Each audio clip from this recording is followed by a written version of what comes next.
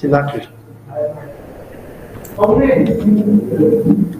everyone, this is MIRAJ. A very good evening to one and all. Welcome to Manipur Dialogue MAMI TV, a dialogue to connect the people of Manipur. Niging tabi mo mayapun ako Manipur Dialogue taram lokchari am sikay kunugutchari ngasi Manipur Dialogue khana nabi dam to pujari ba topic ase paring na ina Manipur Dialogue ta lebdana sadori ba lakatur ba 2022 assembly election asiga bari leina Manipur ki ekoi ki mang tari ba moro issue sing kari lady ekoi na karam issue sing da mi yang thambai ai amasung ekoi ki miyam na kari pami kari khali amasung election jida luching ba mo iggi haibigi manglan da miyam da seba tawgani haibigi tongan ba sakaya da thorei ba candidate mayam na karam vision leiri ko kendra sing da amasu apuno Manipur gi da karam ba asa tawri karam ba wakhalon khali haibu mayam adu punna connect tawno gi da shem jaba Manipur Dialogue paring ni Battle for Manipur 2022 ngasi gi na Battle for Manipur do pudunu lakchari ba ko gi subject ase ya aroi ba subject amani kari gi da ko ki candidate mayam sina vote lepning ba no haibasini desire to contest election. Why contesting election? Kari gi da vote lepning ba no haibasini karamba motivation no karamba inspiration no haibagi question asini lakchaga do ribaje ngat doi na ngasi gi Manipur Dialogue ta sarung yabina gi da lanchin dun leibiri ba ikai khonjari ba masak nai ba ko ki guest sing ngasi panel member oi biri taram nokcha gam su kai khondu chari starting from Sir Professor T.S. RATAN Kumar, Department of English, Manipur University. Sir Ratan Butaram Nokchari Kai Kumdobuchari. Thank you very much for joining us, sir. Anisubada Tamo and IBUNGOCHOUBI Singh, senior journalist di Matam Sangna Tongan ba India ki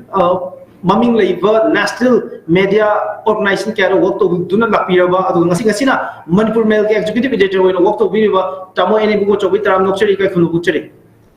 And also joining us Tamo during SADOKPAM ni hojuse tamo si the frontier Manipur gi editor in chief oina labibani loina mamang do so tonga pauche kaya gi editor oina senior journalist oina madam sangna work to biraba pisam khangne tamo dire mutaram nokchari kai khumno buchari dam han baje ekoi sir ratan de lak sake sir kari ki damak tai koi election lepibo no haibo ke question si lakpa matam da ekoi ki vote lepibo mayam sina di tatana haibo si miyam gi seba tawningi ai corruption tawjaroi society de leriba mot mayam si sengdu ningi adu awon Manipur mo propagi pandam thami awon ba kendra mo prokani ga haibo kosak mayam si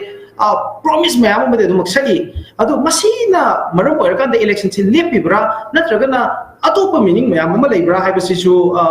question amani masigi marakta yam popular oi term amadi megalomaniac haiba power yam pamba obsession of power leiba masigi makal gi leina ase vote lakning ba singda kha nai haidana tonga report singda su phange sir gi wakal wanda laipak ning bagi damak laibak sida on bom problem bagi damak madu gi pandam da vote lep chage haidana thor ko mayam su yorom bai ai madu nataba ai sengna power pami natraga na ai kari gum sakti khara ga loina ningi ai to ngam mi mo ningi ga hai bisi chu vote lep gi swai the meaning sida yaw bra natraga na tongan profession mayam da thabak to ra kan da madu da maning tamna access to ngam da ba swai the power gi ba question ma yaw bra sakari habini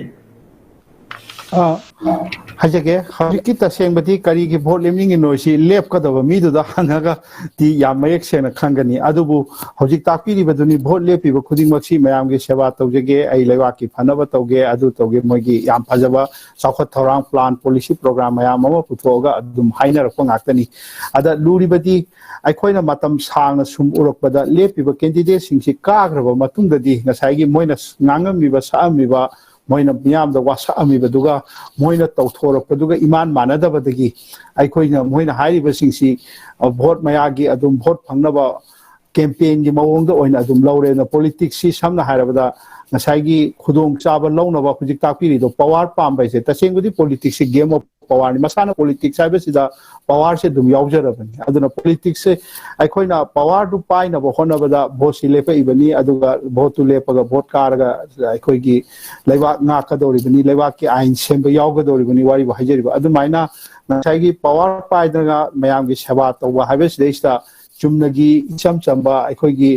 misam amana mayam gi seba tawruba du natte ba mayam gi duchingba am oiraga leiwa ki phanaba tawbuduni mayam gi seba tawbaina vote lepi basing sina khalli bise aduna vote lepi basi amarom dadi Masagi Masagi Hujiktapi megalomania have a seat, the same Masagi self consciousness, Masana Masabu Yang Wang Kanjaba, Adugumba, Masidi, the same psychological over problem ni Amarum the higher dimasi perverted psychology Lina Makalamanariba. Misi lay Makan Masana Masabu Yam Shaw Kanjaba, Yam Pikna Kanjaba, Adugumbagi Kara Sopadu Yam self conscious over self center or mi ga su yam lei maduna tongana chat khre aduga bholle kani ga na thore besidi amarom da haire ga di khara extrovert oi bajani mayam gi seba tawgi hedna miyam marakta pullaga thoro ko ni miyam gi lusingba oidorini ada hujiki luri basi aikoi gi iraj da so haina bambal lei aikoi gi shakespeare gi macbeth ga haibedo there is no art to find the mind's construction in the face edo amarom da chi lei face is the index of mind na mak wakhan da khali bedo face da mami tile aduge ona taina bada ingrajida macbeth drama da shakespeare and English literature gi mini mar haibam there is no art to find the mind's construction in the face and miyo bigi manung da mind da kari khalli ge si face da kasu tabang ngamde aduna bhole pe besidi amarom da hairaga di magi chakhat thorang magi afaba program mayam duga loinana lakpani na madu aikoina bhot mamang da mana du khanpote se koina haibya de adu karo matung da tawrei ba thabak tuna takpagi wani aduga hujik takpi badu maina politics si makhan gi mayam si yengor kan da sumaina haina bam su lei mayam khangbi duni politics is the last resort of scoundrels no haidi mi si mi mayam sina makhan si tawroba matung da mi phataba si da politics ta kom da changjabam the am honoru yaraktraba on honoru yaraktraba ikon kon da politics ta changaga changjabam thiren adu haina tawraga di politics si adu gumba yamna kari hai tare mirai hat kumba aduga almion da khogi namthak tawa utpat sindugi masagi khudong chana ba tawa mi ngaktana tawbani hairaga di leibak ti moina ngakadori adu di afaba mi do politics sang dragadi afaba mi do phataba mi na govern tawtaba ana if the good people do not join politics they must be ready to be governed by the bad people like mausa masi film star oramba aikhogi satrugon sinhada nang film star afawba mo eraga karigi nangna politics yawngi no hai kana mana hai khibani mase aduna aikhogi sida profession tongan ba lady bestagi changa ga politics yawba kanda aikhoina budi hangi asma doctor oi lermaga doctor adum oi yadra engineer oiraga oja oiramaga my profession lerga loiraga politics angai politics ai sidi grassroots tagi political worker oina lakpa miduna ga sum lepada bani gaina madugi wakhal tumaksu aikhoi thoidona madu phataba budi nate ngamgi leriba situation der haibne adu madumakta aikhoi sum leigado dinate afaba mi do Puritu dasu laibay any profession da afaba mi laibay hariba mi duna politics sa sangaga afaba thabak toroko dai khoi boi kanda government gi service kuina tawro matungda power isi karamaina exercise tawi khangaba power isi karamaina tawduna khoina masina masi season naraga mi nungai hangadagi afagadagi gaina khanba mi duna ga changaga afajana tawraga de dum phai adu laibak thibi de khoi gi harisini ai khoi gi candidate singse ayamda so far ai khoina thengnabada system sina su oibe aikhoina khalamba duga moina tawramiba promise mayam duga hayeng kar matungda tawsoriba thabak tugadi yamna lapna na ui aduna ngasagi heka hibdei masagi hana khanre miyam gi tawramba du kawkre hayeng phor matam yorokanda amu goi shrup tawduna mumphot phangnabo adugumba du na aikhoina thajaba ngamakta na question mayam se mathang thoropani aina adumaina khanjai aduga hauji thore ibasidi thangi sena vote lemningai ba mi mayam se any walk of life haiba tareni chumnagi magi masidi hayeng sum social worker oiduna leire vote lepak payai haibadu nataba atopa aikhogi profession kaya da leiba mioi kaya na vote lepke na songthupi rakadu amarom da di madu aikhoi welcome to boy provided me do afaba aikhoina sena haibda mase sumaina thamba su yai from any walk of life from any section of the society afaba mi thopi ro miyam gi luchingbo oibinaba aduga miyam gi sewa thamoi sengna tawbiu haibase asini khoina haijeningi di as a voter miyam gi mutual khoina haining baje afaba mi se thibadi angwai aduga afaba saraga thorpani kono phalaktabani aikhoisu aduna madudi mana phani haibase di voter miyam gi judgment su leire na madudi amna subjective oire aduga madumakte khoina kanto final oina haiba ngamde adubu generally from every section of the society afaba mi thopi rakwa mayam gi sewa tawbi base masi mayam na pame na politics se afaba mi khara politics yaw base masi di yamna darkar oi na afaba mi je koina su masi phare khangaba du di encourage tawbi gadam ma yawhan gadam bhot le phan gadam yam fazan habire sir maruina aikogi politics si driving force se kari na no magi inspiration motivation se kari da mo politics ngi bano habigi question se de candidate sing duna high university ayam bana ai myang seba to ni awon ba mo por ni habigi wa kham ne adu hana promise to riba aikogi election di mata hana promise to riba duga election munung to thor pa ani di merta lai gap to gi question ai ko ne sat na thabiri base and again apaba missing qualified or competent or missing politics ta khongda ko matam da puning thogol pachangi mating pang pachangi habigi yamro and now tamo diren da lakshaning base tamo hoje english sarna maru point ko putoke base both mamang da mana thamabi wafam magi vision me ama tawbadi har promise me ama aduga both matung dana maka karim tawrta ba na traga tawraga ju sai mana hai ke baduga ani digi merka gaps yam chawna leiba matang sida Machiavelli na haram ba the promise that was given was the necessity of the past and the word that is broken is the necessity of the present have ko ye aina wasak matam amada aina wasak ke baduna matam dugi dakar oi bani aduga hauji wasak thugai bisi na hauji ki dakar oi bani hai bisi da relate to we are tamo kai having Miraj ki question do kana taw dinga ai kanam ta haizage hanak si ikui dina September gitang mari size da ka India gi kanoma ka pre-poll survey em tawe ba ko pre-poll survey se kana tawge de ABP C voter INS battle for the states web 1 gawe survey ji matungina survey da 43.8% of respondents to moi gi sample di khangolakpa respondents se moi haiba wam lai se life and the country both are in poor state na haidi hingbagi punsi ko aduga leibak ase yamna phimam saba kano da leitre poor state haiji sigi service gi matungena ko service kai kai tawge da poll bound state se di Punjab Uttar Pradesh Uttarakhand Goa and Manipur ni state ama ani mari state manga 5 states haitare Manipur da lakpa matam da di Manipur gi kano da kanosi service gi matungena ko Manipur da 30.1% na respondents ma'am se sin hai se moi yam pele se ni hujik lady ba koi sarkar se koi yam penjai hena 30% 30.1% sina yam pele moi toi thobak sing yam pele yam bhajan taw ena hai ba adagi 26.1% sina adam moi dum yai da hai do just okay hai do ne satisfied ai do khara dum yai moi se dum yai na 26 point adubu 42.1% se moi na hai da they are not at all satisfied however Simba pose koi posters na traga cephalologists ngona pre-poll survey ko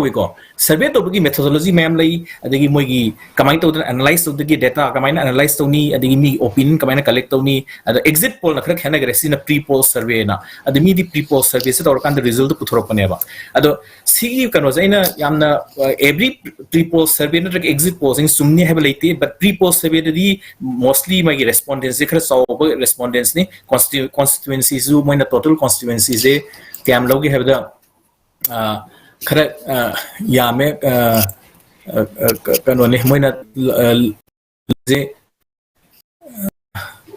81,006 kanone ba sample ne overall sample moin low is ado kanodi assembly constituencies anamba mostly when covered away ada Manipur gi lakpa matam di ngasai haiji Manipur gi lakpa matam noine kari haige da ngasai gi haiji ni 30.1% jina yam penjari haiba ma 26% jina akoi adum moi jidum yaida haiba ma 42 ni hele ba koi sung pen de haiba ma huji lady ba lengak se tra huji lady ba governance huji lady ba form of party na tra huji current representation ta riba representatives ne kangku jin koi sung pen re na so masiki indications je anti incumbency web adu da kaina mayam na political analyst mayam na tra sociologists pollsters adi cephalologists mayam analyze to the moi se anti incumbency adu do kain haini ko ada sida hai sidi khoi nga sagi khoi electorate na tra khoi citizens mayam je pen re habigi kholaw ma thok trazu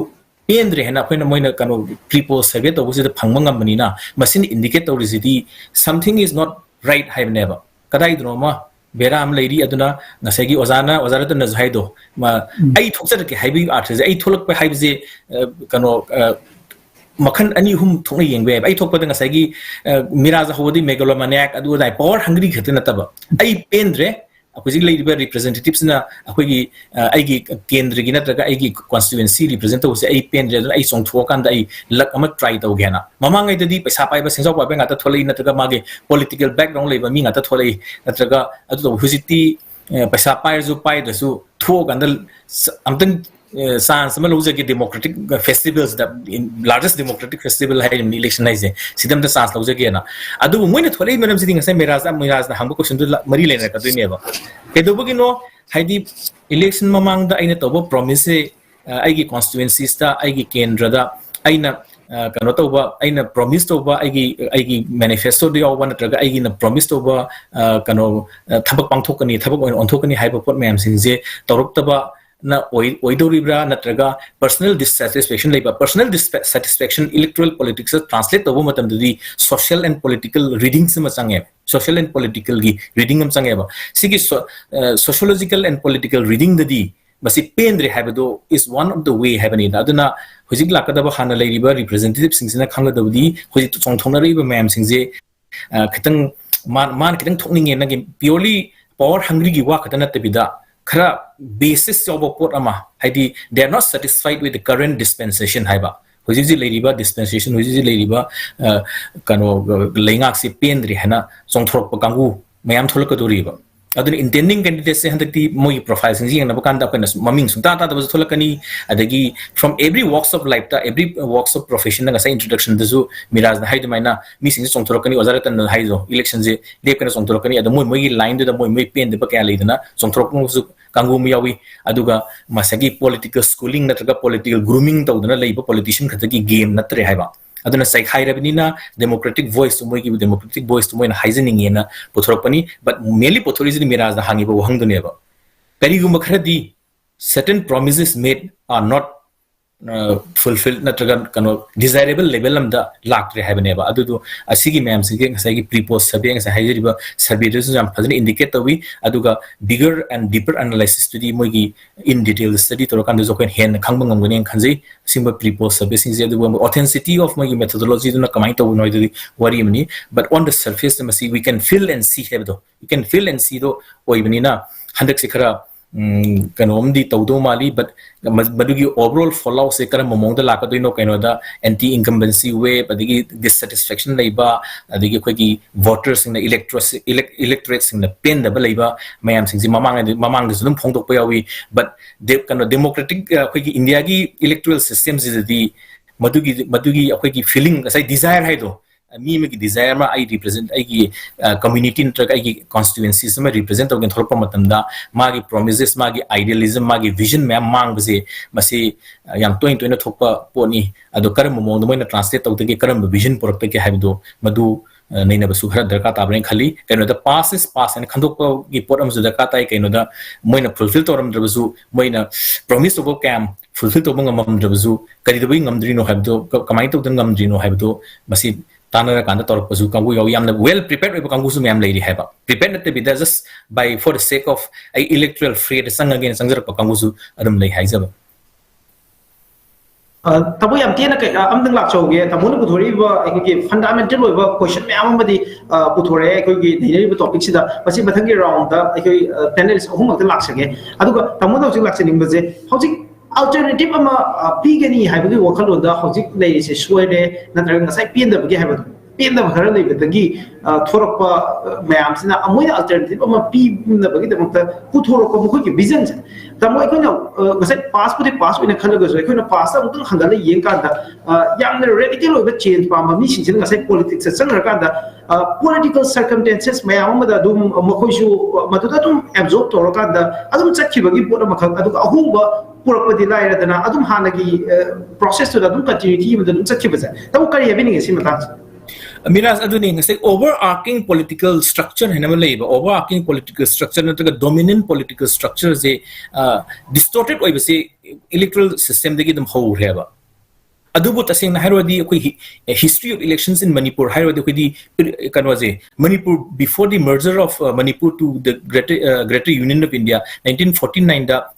khoi chang ding mamang da khoi electoral politics kari no haibe khoi some form of experience am leiram neba madugi pristine noiba 1948 da khoi Manipur na election tawjagi do kano Krishak Sabagi kano Irabon Kalit or kan the coalition government ka form tawduna the National Assembly ka tawiba madu electoral politics ki experience no makhanam neba but post 51 the madugi train no sumakon analyze to mo the post 51 the ngasagi overarching in the electoral political system zigi makhada lakwa di money muscle power kind lakpa di political influence political grooming guys on the sakreba real issues the based over say kanole electric kay gino da khogi dependency syndrome akoy dependency syndrome di 49 the changjero matung da merger agreement ni matung ina 49 the ni natil matung da di asagi akhoi dependency ki pose wangkhalapani khangde aduga sense of kanose somewhere misplaced over ma when ure aduna madugi trend sum tam sum build up torpa dadi asagi distortion of whole electoral politics akhoi da ho haim nati ko bigger indian da bihar da kadai da boot rigging boot capturing kai da the distortion of elections je adom de hori akhoi da boot capturing natraga rigging gi wari to haim nati but distortion je kai de la kai da khoi da Manipur da la kan da yam line election lepa adagi some influences se kamai to gedo adi whether nang kan wase akhoi any candidate a citizen or candidate am se political grooming kram mong to ideological kram input pi have je masi akhoi gyan ta dabida at the same time mirazan zo hai joni aphaba candidate mayam asing bidi aphaba katani original thok da wazaratan nazum sa habi joni phaba tawrage na chongthok ba ngatane ba but ngasagi overarching structure is sangi ba hidi distorted structure ne heziko ngasagi pristine no structure du nateba distorted structure is sangi matam dadi magi train the web to dum tawthadana lei he masi tawthaba lei bise akhoi yam line masi dagi phul pangamni haibagi wasu leite adaba ngamoi haibagi wasu leite ko hidi kano sigi lady systems da adam some form of reformation torpe that reformation to trazu masagi psychological hidi candidate masadi horaganda psychological change la kanda political change the social change mem la kanda mai hongok gi chance musu leiti haina so kana dismiss to we aroi adubu hoji good intention the tholiba candidate mem se karam momong da hingsang kanda moisu dum ngasagi kano the web to the hiding ngasai ba overarching oiba distorted form of electoral politics dum sang kanda moisu dum itaw kano taw the web to dum taw thadana dum sakhibi kano su dum koina u da buzu natte dum madu su ui ko adu let's wait and watch and I say forget the past I'm not basi khoi phajana dum analyze over ya na dum khali kan mamang thogi candidate mem zo phatti habi ya da mem yauri phaba mem zo yauri ko phaba mem zo da hoji phatte uri si zu asegi dynamics to never asegi overarching structure distorted structure sang kan di mozu irang na bodum madudum look to irang na ki wari never ad moi ki fault tagi wari zo nate khoi ki society is responsible oi khoi ki voter mem zo responsible oi khoi na people's representative hai mem zo khoi at the end of the day khoi na thagal in never yes vote khoi ni piri never yes people's in the PD name with import or never power to come into the use the way misuse and misuse and abuse and use and abuse ki what is the yes tamo thank you so much tamo yam mari chumna thabi gre adu makha dar ko round da buka ekoi makha ta na dei de ta jalo je ge yam nungai subject ni tamo mo jo de lakse ge tamo de lakse ba ji ekoi yam nungai ba area ma khak ni tamo not just ekoi gi Manipur khaki oi electoral policy context ta India gi oina India ki electoral politics sida laiba electoral system sida flows myam yauri weakness myam ma lai ga haidana masida yam chawno question to be area ni aduga ekoi Facebook to social media daga so yam viral loiba ekoi ki why khara ni ado aina sum masi yam interest lai gani na khala kala tamo ta pujar pane tamo India ki electoral system sida candidate amadi tonga tonga constituency ani dagi vote pe yai aduga voter amadi tonga tonga constituency ani dagi vote hada bayadi aduga kai gumba candidate oi misina jail da leiraga su ma de dum vote le pe yai vote aduga ka ba yai adu kana go mo na jail da leiru ta ga de citizen nama ekoi government ki job ma apply to the power wa achau ba wa mai nai and again candidate amana jail da hanjin leira ju ma de dum vote ka ba yai minister oi bi yari adugu kana gumba na lari sungai haitana adum vote le payai minister oibe finance minister oibe home minister oibe education minister oibe but graduate loidraga di clerical position am apply to ba yadi India ki system sida so ida leiba electoral system sida leiba flows mayam mata kita tamo howjiki am sokana matam India na yan han election to matam dadi India ki only 15% of the Indian population and electorate to they are illiterate ni adu ngasi di India da literacy rate on khalaba adu even Manipur ki context literacy rate yam wang ba sugo matam sida di candidate ko gedor ba lu sema ka dor mayam sigi minimum qualification khara thamba tangai phadre na khanbi bra kari habi ni tam tamo de mo jade tamo thank you makata administration natraga khoi lengai kama pai gi have se khoi gi hujikan gi democratic systems this the khoi gi vote ka ba ama duka prajan elect ba ama ne khoi hujik haina ribse natraga khoi gi macha dagi masudagi same magi lineage dagi magi monarchy system dagi ama laibni aduga sum wari sanabdu da ai sum haja daga di thani ki thinker ama koi I just was listening to everybody ko to mayam sum tara matung dadi tamo 1 second tamo ki koi gi earpiece to lok thok pira gadi hena seng gadi tam si lok thok pa lok thok pira adu tabe aduga nate earpiece to pura eject to biba kam do ba tamo na si nai ba gadget to degine earpiece to eject to biyo lok thok biyo completely adu gadi hena seng gane yaraba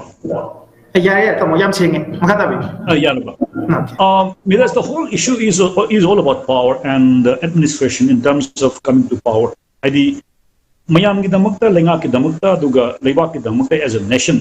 ahan bada nation as serve tauke in the interest of the people aduga chokhat minasi haibagi wari ne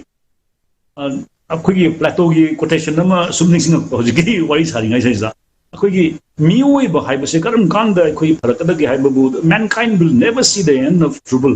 unless मान करम कांदा हाइबगु अखोगी lovers of wisdom come to hold political power anama platon हाइब हाइबदी करम बमतमदा अखोगी लेबाक्सी फरकदबने हाइबदा अखोगी wisdom हाइदी ज्ञान लेबा वखल लेबा मिसिना politics संगत्रगदी लेबाक्सी फरोय हाइबने अददगी अमुक अमरम हारगना मागी और हारगा the holders of power should have passion for wisdom लौसिंग अमा लेतरगदी मासी यारोयना माइनसु हाइनै आइबदी क्वालिफिकेशन की मतंग सिददी आई मुका हाइजगे like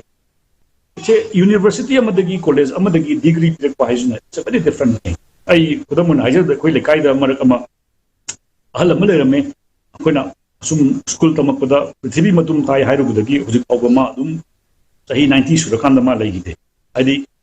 ekoina prithvi matum tai habachi suya yagide ma se hujiki akoigi lekai gi ahan se tawdabu magi wisdom se logic dagi wisdom dagi administration dagi anything adi manipur gi laiba mi me amjina mangonda suggestion lo lai tanab lai even koi phaba luda lurakanda personal philosophical anything spiritual to some extent koi gi moral guidance of mangonda gi lo but magi siram dai pawuda ma tv mutum tai sunga ya gi but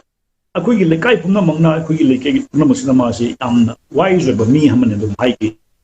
which means qualified oiba degree oigera MA oigera natraga ma PhD oigera ma administrator achoba afabam oigani haibasidi I don't buy that theory aduga wisdom ma gon da gyan leiba budiloksing leiba aduga mi gi awaba khangudene koina paami base maram rata koi gi kalam na hairam babulei kalam na haibase politics yawrakanda mingon da empathy yawraktraba mi magi awaba uraktarba kandane koi gi politics ma fail oribse haibadi kalam na haibasi mi amagi awaba du uraktarba kanda edi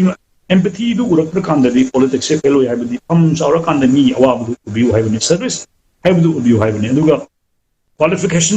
qualified oiba khudamangna administration da magi natraga koigi political decision da chunguni haibu su ai landibra ina khalle aduna minimum graduate ogadabuni minimum metric ogadabuni kaibasi magi tarik haiba haitabagi adugi warini many of the great thinkers moi tarik haitabu yaram busia tawdabu koi uji haibadi thokbi deba mayang context sai sida tangai padana sanari system koina uji uriba digital system koina uriba world system karam batungan balamda economic growth lakhre karam mathanda industrial revolution lakhre haiba knowledgeable oiba like class with exposed over adi mapan gi channel loan council se ju khangba midu koina ohin bagi wani not necessarily a degree holder will be our leader adusu खनबद खतंग चमम न बम यावे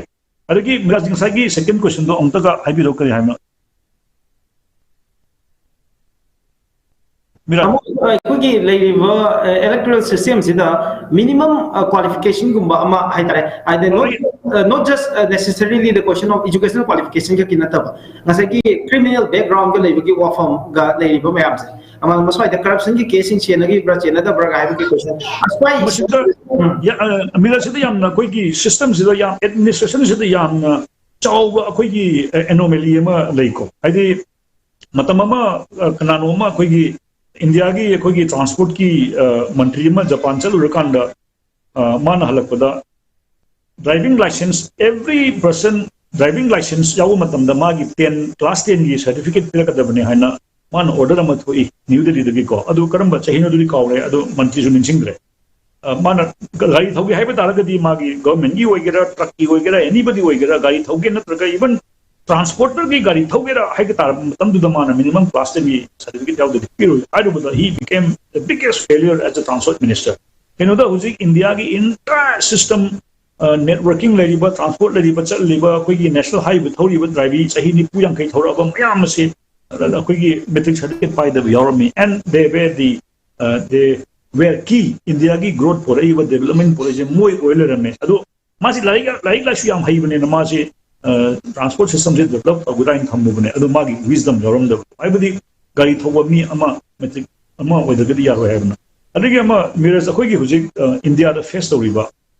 Hujik India da face toriba koigi hujiki mi mana jela le ga vote lepa natraga mi mana mas under trial na vote lepa si matam se da yam kana nei akoi su political analyst na pandit sing na pa marak ta ui power the labor government the labor amana when he sees his rival ma bu defeat to number rival amada on yam na koigi flimsy charges ko adu werga ma si vote lepa ko yadana ba na ma si charge to sahi manga sahi is criminal charge me am torni adudagi di ma si vote lepa yar roi haina adumain to na akoigi India gi inherent oiba culture ama magi opponent me am si book to buki culture ama hujik su to burumbe urumdabi ay adumaina leina haini tawudabu public ki demand di akoigi mi na pamba rajana pamba mi ji kanano haiba sidi electoral process da khange aduna even akoigi kanona judiciary sina mana decide to how people gi fabric kanano haiba si it will be decided by electoral process haiba si achoba debate mo wai mirrors and I think it is still going on haiba di India da hujik lai but trend say da kudamon haibada even hujik Manipur India gi home minister wariba Amit Shah was saigi mana Gujarat le ngai da akoigi book torami akoigi haidi magi criminal charges amana book tawi adigi even akoigi matam amada George Fernandez haina India gi railway gi achauba trade union leader oramba magi mangonda yeba charge hakto pada loiba nai punje mana akoigi railways gi trade union leader kai orapada then ma bolepa kanda he became a railway minister adi railway gi mana trade union koringa da magi matata railway gi matata akai wa tholi na hundreds of charges was a man mantri ora kanda he himself became a railway minister I believe public demands na kari oibke I would ne miras roji uji klari scenario says da aduga masai koi gi lari kyam haibna na traga koi gi intellectual sing administration pairaga so koi gi lebak tasin my pakani haibasi so I think we have seen failures in the Great Britain da koi ure professor mayam natraga intellectual mayam na government pairaga ure kudabu na haina rabada huje koi gi bureaucrats sing koi gi nong na changai ba India ki system se bureaucrat una lae koi gi Manipur da haragana MCS MPS natraga IPS MPS una lae aduga moi gi koi gi university gi thore lai la shi hamene bright ore aduga last 5-6 years magi ahan ba sahi mari manga se moi da they were never exposed to civil life idea sadra uringa da magi no yarokta ba socialized to yarokta but it becomes a very very serious challenge akoi ju haini akoi dari na shu ek tambal or kanda bright or haidana he becomes koi yam responsible oiba the crowd thingna ba ngamukta ba haigra ama thingna ba mai gi psyche haigadra koi police ti koi MPS ta IPS hoina laba adu ma punji ki crowd udriba adriki dharna udriba mi chama torokda mai gi mongon sada problem la orientation abdi aduna laida shu haida any good and such a oini yes they will be gradually trained in the process of their magi career that enterprise orientation la kuya eduga minimum qualification of a politician I be madu endorse taminde like so he trabu so if you are wise aduga magi public ta magi serve to magi wakal magi sacrificial spirit le ragadi public na bu yaragadi yes ma koi public darawna khanmada mati bucharagadi dum efam thopai na khale aduga koi desire di matam sigi chana bida hujik engineer na traga PWD pairagadi magi gazette paheningi ama paheningi medical mantri waragadi at least ma term gar khanganingi education mantri oragadi at least like la su paiba khayiningi angang chhatra adagi se PhD tamba uza mayam sima control tarakadu mina mati chaba maron mai thokpa wahi dung anghan ba dung ba pami agriculture minister taragadi at least agriculture university na dragama ge lehau na dragama ki karikra mayam si khan ba pami haibduna it is our desire aduna hujiki matam sida yes like la su haiba adu mamin manasimba maron mai thokpa adu research tonba adu mo miduri yes it is our internal desire but larik qualification amat hambadudi I think it will not be fair to a public leader. MIRAJ. Okay, tamo yam fazana thambire tamon thambire wo afam chei aduga hausa jikki oine india ge electoral politics ta yam chawna mayam na question to be issue madi masi makso aduma oiri adugo chatna bi asimadi status quo asimadi koi tamoi bu chobi ma kai de giso aduma defend to biri loina na semdok haning baki minister kum baki level da lakpa mi sing da hen expertise se khara wang han ning baki apa madu de dumuk lei hedana thapiri sara ta dam lakse ge na sara ta lakse ning masi ngasai koi tamu DHIREN na puthok ki bibo wafam se ngasai motivation is not just power ki motivation khak na tawa Manipur ki oina yengmu matam da MPS MCS then professional oina oza dagi pawba dum yauri doctors yauri and then ekhoi matam sangna powerful oiba position myam da thabuk torom mi myam ma retire tor ga na chagna voluntary retirement ke lawra ka da election da khungara ka jo dum yauri swai da sir kamaini ubi moi na politics na ko gi maram je kari oi haidana sa khan bi adu ka nakal mo ga sir ekhoi yamna ekhoi kari haida yamna mai pa aba ekhoi thikadar bu hairo contractor bu hairo yamna paisa no sa da pair ba power khazana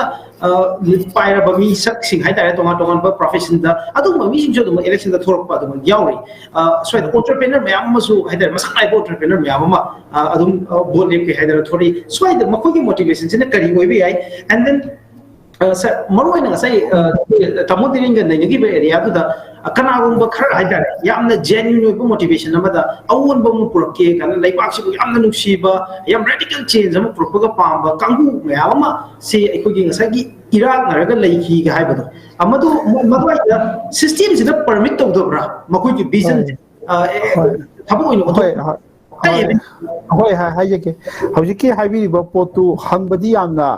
laiba aduga madu aikoi yam complex oiba complicated oiba hojik Manipur da vote lepiba mayamsi aikoi haiduni yamna inakela khunba thika tauba sadegi senjau paiba entrepreneur paisa marang kaina talo matungda paisa phajana pairaga vote lepke na thorokpa ma haibasi vote lepada Manipur da paisa changi ngasai haibiriba bo chobina wa haibe wisdom yauba aduga thangai sengna mayamgi damakta kathokpaga loinana tawba lai haiba hitabaduna tongan bam ni madudi aisu endorse tongningi India gi democracy si aikoi gi universal adult franchise haibase aikoi gi chahi ama suraga di madaidu da mi khuding makta chap manana voting right pibagi wani magi lai haiba hitabagi question arise tawde aduga tasengna criminal record yamna kanna laigidana hekta jail da khota laigibadu tawduna ba supreme court na tawi aduna tongan ba ma oigraga thangai sengna criminal do so khone heta charge toroga to aduna mi afaba se masi lai haibada su lairoi aduga officer oiramba senjau paiba ama any section da ngasai gi thore iba mi singse moigi tongan ba wakhal leijaram gane hariba adubu leiriba system sina ngasai khoi gi kaino na habi ki ba sadokun hayo aikoi da system ama khaksida aikoi si karu irak naraga leibadong na tawi harise masi yam chumba wane ba maram di aikoi gi hojik leiriba system se mi ama kangna kongdok pa ngamoy Manipur de MLA humpu ji mangda thamoi sengna nupa ama ai sengna mayam gi afaba tawne na ma thorokpa kanda ma ngam da ba yai hariba system na ma democracy ji di miyam gi apam gi matung in banina miyam na pam badu da ma chat pataba mai apam da mayam chat pa ma na dictator oiraga dingam ba yai aduga hojik tongan ba profession dagi la ibasidi ngasai gi aina hajai duni moigi tongan ba aning ba lejaram gani adu moina ngak thorokpa moigi maithom du yenga gai koina moigi mobukta makokta kari yauri ge haibadu di chapchana haiba ngamdre aduga thai sengna thore ibasimakti tawgadori ba thabak tu di miyam gi thabak ni miyam gi mihut oiraga laibak ki ain semba yaudori ni laibak nak pa yaudori ni aduna haiba duda pamba maduda yaure iba mi dudi ngasai gi ma maranai gi wakhan yamna khanba mi khakta oibham thokte nei khoina lawi ahan bada aduga madu mayam gi thabak tawne na chongthoga maduna magi self aggrandizement ꯃꯁꯥ ꯃꯊꯟꯇ ꯆꯥꯎꯈꯠꯆꯅꯕ ꯃꯥꯒꯤ ꯂꯟ ꯊꯨꯝ ꯂꯦꯞꯁꯟꯅꯕ ꯃꯥꯒꯤ ꯃꯌꯨꯝ ꯁꯥꯒꯠꯅꯕ ꯃꯥꯒꯤ ꯃꯤꯡꯆꯠ ꯇꯥꯅꯕ ꯃꯥ ꯅꯨꯡꯉꯥꯏꯅꯕ ꯍꯣꯠꯅꯕꯔꯣꯝꯗ ꯆꯠꯈꯤꯕꯗꯨ ꯁꯨꯝ ꯊꯦꯡꯅꯔꯛꯄꯗꯒꯤ ꯑꯩꯈꯣꯏ ꯀꯣꯏꯁꯟ ꯃꯌꯥꯝꯁꯤ ꯑꯦꯔꯥꯏꯖ ꯇꯧꯔꯛꯄꯅꯦ ꯍꯥꯏꯔꯤꯕ ꯑꯗꯨꯅ ꯍꯧꯖꯤꯛꯁꯨ ꯃꯅꯤꯄꯨꯔꯗ ꯊꯦꯡꯅꯔꯤꯁꯤ ꯑꯩꯈꯣꯏ ꯃꯇꯝ ꯑꯃ ꯍꯥꯏꯅꯔꯝꯃꯤ ꯚꯣꯠ ꯂꯦꯞꯀꯦ ꯍꯥꯏꯔꯒꯗꯤ ꯅꯈꯣꯏ ꯀꯌꯥꯝ ꯂꯩꯔꯦ JCB ꯂꯩꯔꯕ꯭रा ꯍꯥꯏꯗꯤ ꯊꯤꯀꯥꯗꯥꯔ ꯃꯌꯥꯝꯗꯤ ꯄꯩꯁꯥ ꯌꯥꯎꯗ꯭ꯔꯗꯤ ꯚꯣꯠ ꯂꯦꯞꯄ ꯌꯥꯔꯛꯇ꯭ꯔꯕꯅꯤꯅ ꯄꯩꯁꯥ ꯄꯥꯏꯕ ꯃꯤꯗꯨꯅ ꯚꯣꯠ ꯂꯦꯞꯇꯕꯗ ꯄꯩꯁꯥ ꯄꯥꯏꯕ ꯃꯤꯗꯨꯗꯤ ꯕꯤꯖꯤꯅꯦꯁ ꯇꯧꯕ ꯊꯤꯀꯥ ꯑꯆꯧ ꯂꯂꯣꯟ ꯏꯇꯤꯛ ꯇꯧꯕ ꯀꯥꯡꯕꯨꯅ ꯄꯩꯁꯥ ꯄꯥꯏ ꯆꯨꯝꯅꯒꯤ ꯁꯔꯀꯥꯔꯒꯤ ꯊꯕꯛ ꯇꯧꯕ ꯑꯣꯖꯥꯗꯨꯗꯤ ꯄꯩꯁꯥ ꯄꯥꯏꯗꯦ ꯈꯨꯗꯝ ꯑꯣꯏꯅ ꯑꯗꯨ ꯑꯣꯏꯔꯒꯗꯤ ꯃꯥ ꯐꯅ ꯐꯕ ꯃꯤ ꯑꯣꯏꯔꯒꯁꯨ ꯃꯥ ꯚꯣꯠ ꯂꯦꯞꯄ ꯉꯝꯃꯣꯏ ꯂꯦꯞꯄꯁꯨ ꯃꯥ ꯑꯉꯥꯎꯕ ꯇꯥꯅꯤ ꯀꯥꯔꯣꯏ ꯃꯌꯥꯝꯅꯁꯨ ꯃꯥ ꯅꯣꯛꯁꯟꯕꯤꯒꯅꯤ ꯑꯗꯨꯅꯗꯤ ngасꯥꯏꯒꯤ ꯃꯣꯏꯁꯦ ꯃꯇꯥꯏꯗ ꯑꯗꯨꯝ ꯆꯠꯈꯤꯅꯦꯕ ꯃꯥꯔꯖꯤꯅꯦꯂꯥꯏꯖ ꯇꯧꯒꯅꯤ ꯑꯗꯨꯅ ꯍꯧꯖꯤꯛ ꯂꯩꯍꯧꯔꯤꯁꯤꯗꯤ ꯂꯩꯔꯤꯕ ꯁꯤꯁꯇꯦꯝꯁꯤꯅ ꯁꯨꯝ ꯄꯣꯔꯛꯑꯕꯅꯤꯅ ꯍꯧꯖꯤꯛꯁꯤꯗꯤ ꯈ꯭ꯋꯥꯏꯗꯒꯤ ꯍꯦꯟꯅ ꯄꯩꯁꯥ ꯄꯥꯏꯕ ꯈ꯭ꯋꯥꯏꯗꯒꯤ ꯍꯦꯟꯅ ꯁꯛꯇꯤ ꯂꯩꯕ ꯃꯁꯜ ꯄꯋꯥꯔ ꯃꯅꯤ ꯄꯋꯥꯔ ꯁꯤꯖꯤꯟꯅꯕ ꯉꯝꯕ ꯃꯤꯗꯣ ꯑꯗꯨꯒꯨꯝꯕꯗꯨ ꯂꯥꯛꯑꯦ ꯑꯗꯨꯗꯤ ꯍꯧꯖꯤꯛꯀꯤ ꯃꯤ ꯈꯔꯒꯤ ꯃꯈꯨꯠꯇ ꯂꯩꯌꯦꯕ ꯃꯗꯨꯗꯤ ꯑꯗꯨꯒꯨꯝꯕ ꯄꯋꯥꯔꯐꯨꯜ ꯑꯣꯏꯕꯗꯣ ꯑꯗꯨꯅ ꯃꯣꯏꯗꯨꯒꯤ ꯃꯔꯛꯇ ꯇꯥꯕ ꯇꯥꯔꯒꯗꯤ ꯑꯩꯅ ꯃꯃꯥꯡꯗ ꯁꯨꯝ ꯍꯥꯏꯖꯈꯤꯕ ꯑꯩꯈꯣꯏꯁꯦ ꯑꯐꯕ ꯃꯤꯗꯣ ꯈꯟꯕꯒꯤ ꯈꯨꯗꯣꯡꯆꯥꯕꯗꯨ ꯁꯤꯁꯇꯦꯝꯁꯤꯗ ꯂꯩꯇ꯭ꯔꯦ ꯉꯁꯥꯏꯒꯤ ꯌꯥꯝꯅ ꯗꯤꯁꯇꯣꯔꯇꯦꯠ ꯑꯣꯏꯕ ꯐꯤꯕꯝꯅꯤ ꯑꯗꯨ ꯃꯗꯨ ꯇꯧꯋꯦꯗꯅ ꯑꯩꯈꯣꯏꯅ ꯍꯧꯖꯤꯛ ꯂꯩꯔꯤꯕ ꯐꯤꯕꯝꯁꯤꯗꯒꯤꯗꯤ ꯑꯩꯅ ꯉꯁꯥꯏꯁꯨ ꯍꯥꯏꯖꯕ ꯇꯣꯉꯥꯟꯕ from every section of the society ꯂꯥꯏꯔꯤꯛ ꯍꯩꯒꯦꯔꯥ ꯂꯥꯏꯔꯤꯛ ꯍꯩꯔꯣꯏꯔꯥ ꯃꯥꯒꯤ ꯂꯥꯏꯔꯤꯛ ꯍꯩꯕ ꯍꯩꯇꯕꯗꯨ ꯌꯥꯝꯅ ꯃꯔꯨꯑꯣꯏꯕ ꯏꯁꯨ ꯅꯠꯇꯦ ꯑꯩꯁꯨ ꯉꯁꯥꯏꯁꯨ ꯌꯥꯝ ꯆꯨꯝꯃꯤ ꯂꯥꯏꯔꯤꯛ ꯍꯩꯔꯒ ꯍꯦꯛꯇ ꯐꯅꯤ ꯍꯥꯏꯕꯁꯨ ꯂꯩꯇꯦ ꯂꯥꯏꯔꯤꯛ ꯍꯩꯇ꯭ꯔꯒ ꯍꯦꯛꯇ ꯃꯥ ꯁꯨꯕ ꯐꯔꯔꯣꯏ ꯍꯥꯏꯕꯁꯨ ꯂꯩꯇꯦ ꯑꯗꯨꯕꯨ ꯈꯪꯕ ꯑꯃꯗꯤ ꯆꯪꯉꯤ ꯃꯤꯅꯤꯁꯇꯔ ꯑꯣꯏꯕ ꯀꯥꯟꯗ ꯃꯥꯅ ꯂꯣꯏꯅꯃꯛ ꯈꯪꯒꯗꯕ ꯅꯠꯇꯦ ꯃꯥꯒꯤ ꯀꯟꯁꯜꯇꯦꯇꯤꯚ ꯀꯃꯤꯇꯤ ꯂꯩꯕ ꯌꯥꯏ ꯑꯦꯛꯁꯄꯥꯔꯠ ꯃꯌꯥꯝ ꯇꯥꯕ ꯏꯀꯜꯆꯔ ꯃꯤꯅꯤꯁꯇꯔ ꯑꯣꯏꯕꯗꯨꯅ ꯏꯀꯜꯆꯔ ꯃꯔꯝꯗ ꯀꯔꯤꯝ ꯈꯪꯗ꯭ꯔꯁꯨ ꯌꯥꯏꯑꯕ ꯌꯥꯗꯕꯗꯤ ꯅꯠꯇꯦ ꯑꯣꯏꯁꯨ ꯑꯣꯏꯔꯤꯕ ꯉꯥꯛꯇꯅꯤ ꯑꯗꯨꯕꯨ wisdom haibasi knowledge dagi lakpani knowledge du kamai na apply tawgadagi haibu wisdom ni ado knowledge du thangai seno mai yawgidragadi illiterate oiragadi madugi khudong chada ba khara di mai onani aduna aikoina tawgose vote lepa yabe ya da to chap manana miya na mag lai haiminaraba jiki Europe ta America daga tawri 100% literacy rate level mapam du di masana thorei ba candidate to wisdom yawrani lai haiba dum thorkarena aikoisa lai haiba haitaba yade haibje lai hainabagi campaigns da mi khudimo lai tambiragadi hojiki hai pose mangine aduna yamna long term gi wani an hauji ki oina leiribasidi Manipur da aikoi gi mangda tariba fojidi thore iba candidate singsi hauji aikoina uber pattern ama khak train ama khak ta uba kanda di aikoi ai isa gi di yamna phare paisa paire ya yamna chakhole ai nungai gi di nuai yare ado ai thanda nuai pamde ai lewa ki damuta khara tawning badagi ai mayam gi sewa tawge na thoropani haibagi wakhalon da thopi rai mina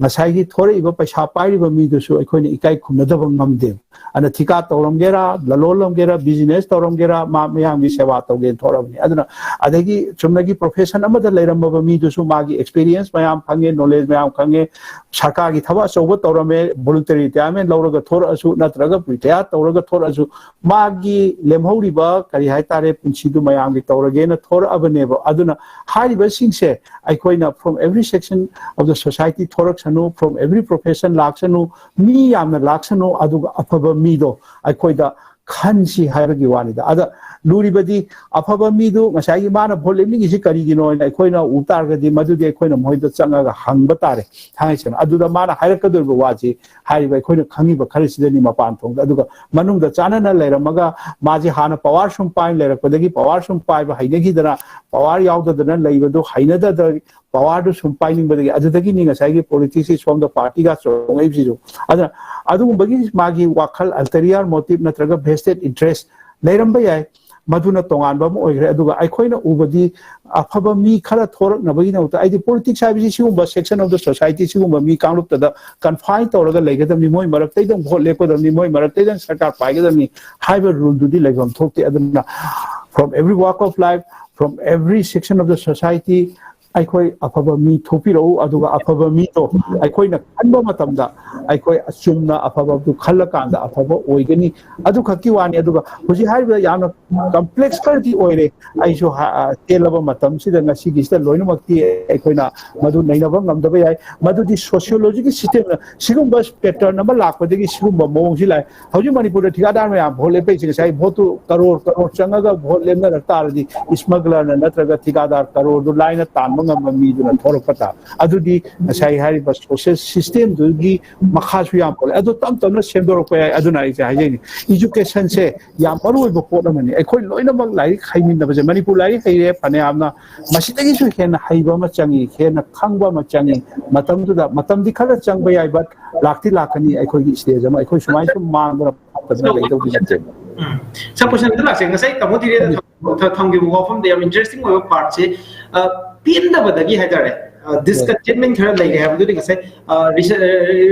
ꯔꯤꯁꯔꯁꯀꯤ ꯐꯥꯏꯟꯗꯤꯡꯁꯤꯗꯁꯨ ꯑꯗꯨꯝ ꯃꯁꯛ ꯇꯥꯛꯑꯦ ꯍꯥꯏꯔꯤꯕ ꯃꯁꯤꯒꯤ ꯄꯦꯟꯗꯕ satisfied ꯑꯣꯏꯗꯕ content ꯑꯣꯏꯗꯕ area ꯈꯔꯁꯤꯗꯒꯤ